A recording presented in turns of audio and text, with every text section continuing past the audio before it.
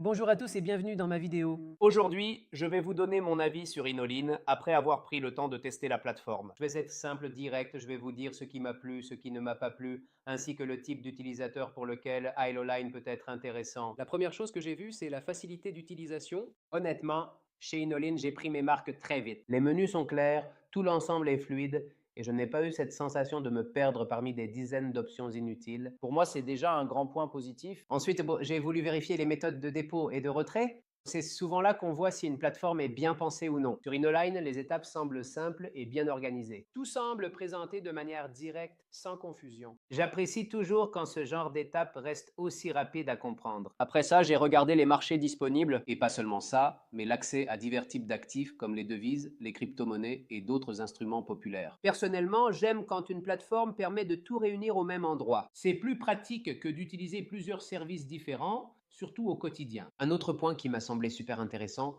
concerne les comptes qui sont proposés. Hero Online semble proposer plusieurs formules selon les besoins des utilisateurs.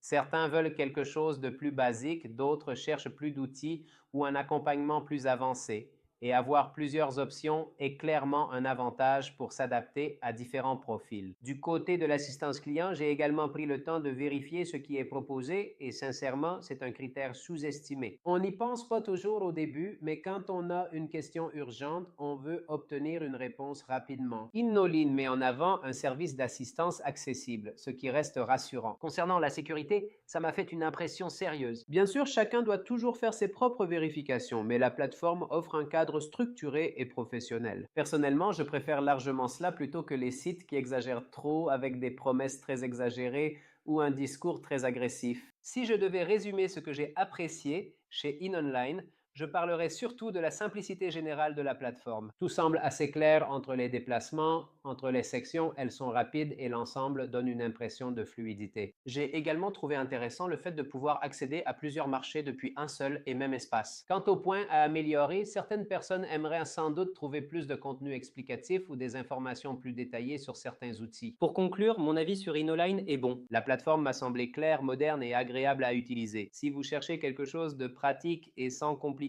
inutiles, InnoLine mérite clairement le coup d'œil et peut valoir votre attention. Merci d'avoir regardé la vidéo. Laisse en commentaire ce que tu penses d'InnoLine et n'oublie pas de t'abonner à la chaîne.